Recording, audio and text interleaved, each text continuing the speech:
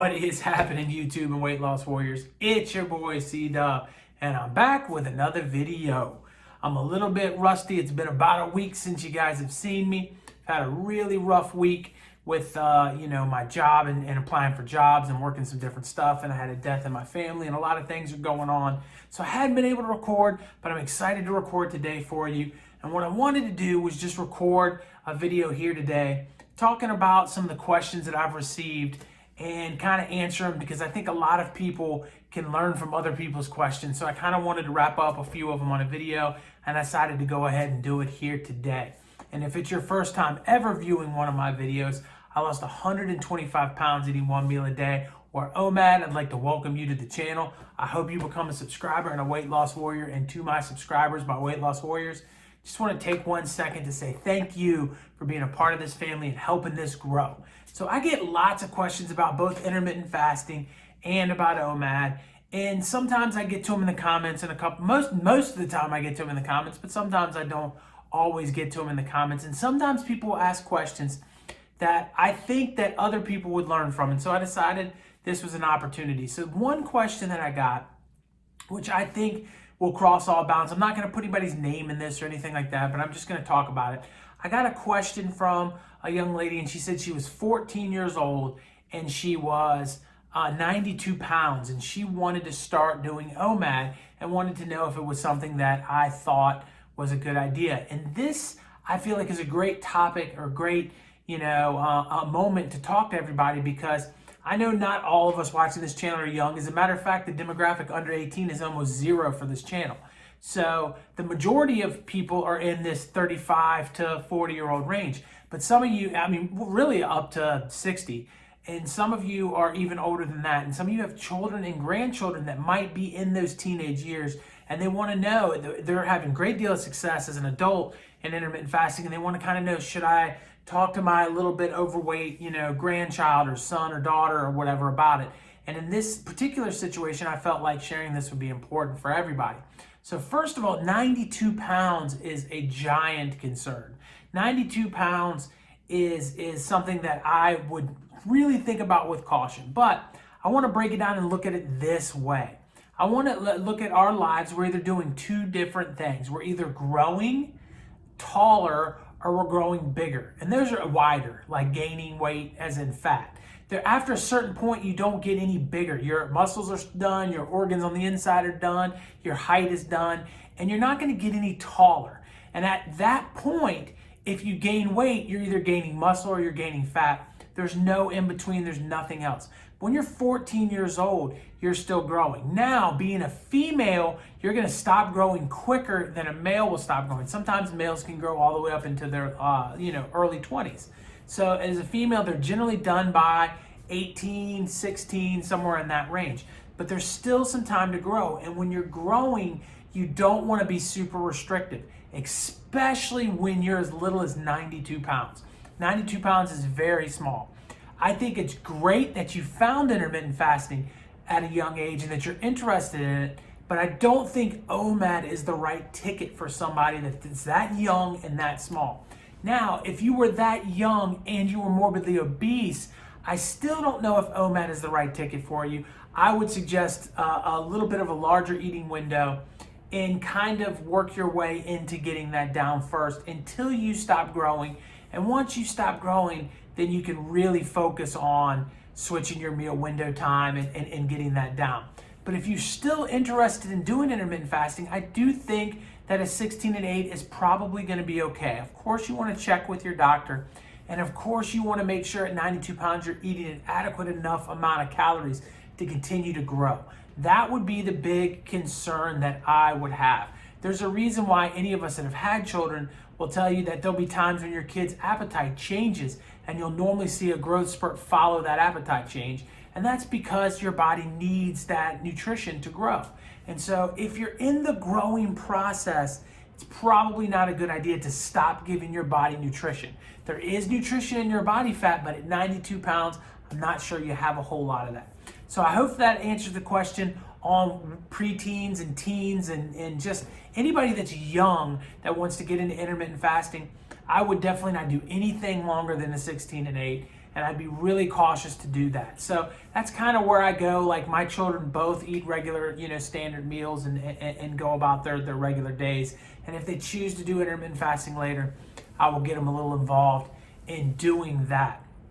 So another question that I received this week is about eating one meal a day for a week and they have not seen any results.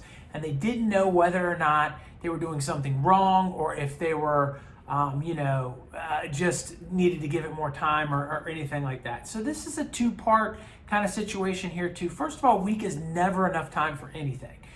I know we see intermittent fasting videos and we see OMAD videos where people are like, I lost 7 pounds this week, I lost 12 pounds. These are not the norm, right? The norm is not going to be that high in weight loss. So you got to be really cautious about, I had this huge, I'm expecting these huge gains. There'll be little teeny gains, but in 1 week's period of time, your body most likely is going to hold on to weight anyways because it's not quite sure what you're doing. So don't panic when you don't see the scale move there. Kind of take a step back and say, all right, the scale isn't moving down right now, but I'm going to stick with this and see if it does later. The next thing you should worry about though is looking at what you're eating and making sure you're not overeating. I'll just throw a quick example of it.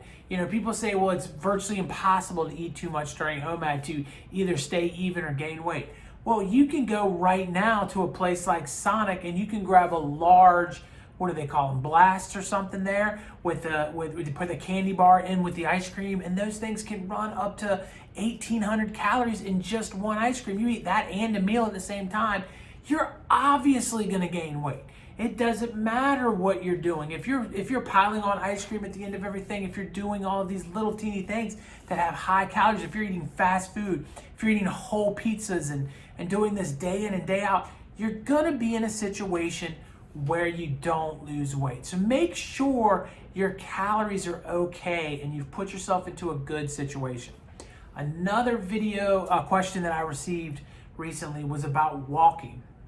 And they wanted to know that they were in a plateau and they had lost about 60 pounds. And then they started to walk because I suggested it, and they're a couple of weeks into walking and the weight hasn't started to show up on the scale yet either. So they were concerned about that situation and wanted to know what I thought. Well, first of all, I want to make sure that there's a couple of things. One, when you walk, your appetite can go up because you're burning more energy. So are you, in turn, eating more than you normally would in your OMAD? That's the first thing I would look at. And it can be something really simple. Like let's say you're eating a couple of protein bars or a couple of bars like that, right? Well, those bars would be all the calories that you walked off. So if you have replaced the fact that, okay, well, I'm moving, I need to eat a little bit more, let me just eat a little bit more. Now you've replaced the calories that you burnt walking. So that could be something you're doing.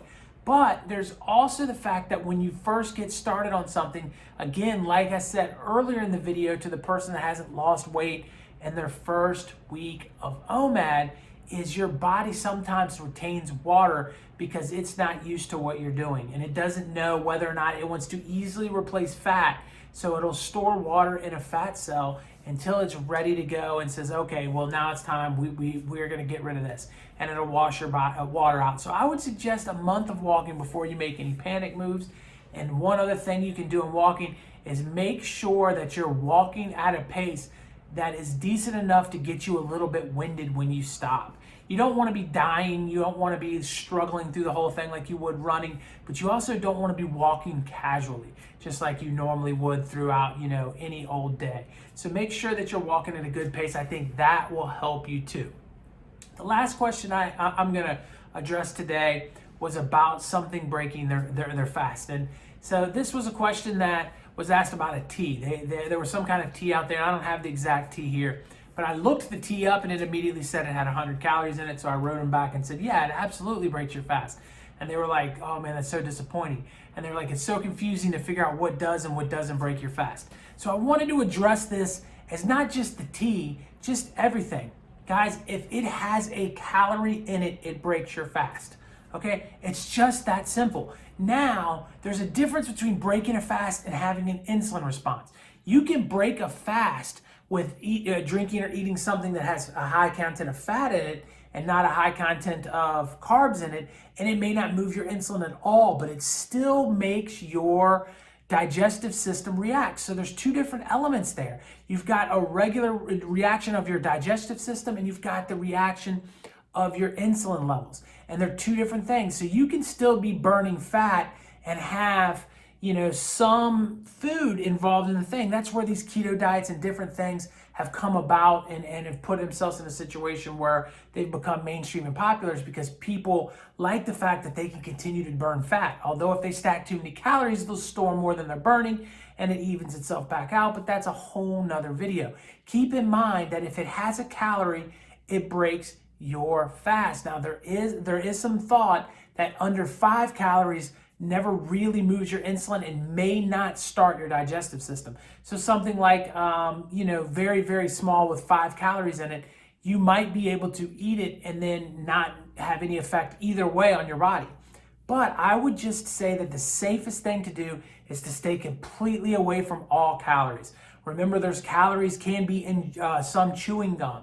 There can be calories in if you swallowed toothpaste. Now, I wouldn't swallow toothpaste, but it could happen. There are calories in nicotine. There are calories in vaping. There's calories in a lot of different things that you may not think of when you go through. So just look up, does this have a calorie? And understand that if it does, it should only be digested inside of your window, and then you're going to be okay. And remember that there are things, people call them fat fasts and all this stuff. Well, a fat fast isn't a real fast. And although it does have benefits in weight loss, it does not have some of the other health benefits that regular fasting does. So I hope that all of that makes sense. And I hope this video helped you and one of these questions is something you needed to know about. Anyways, guys, right here is a video I think you'll like. Over here's one YouTube thinks you'll like. Pick one of those out. But no matter what, click on my face and subscribe to this channel. Thank you for being a weight loss warrior.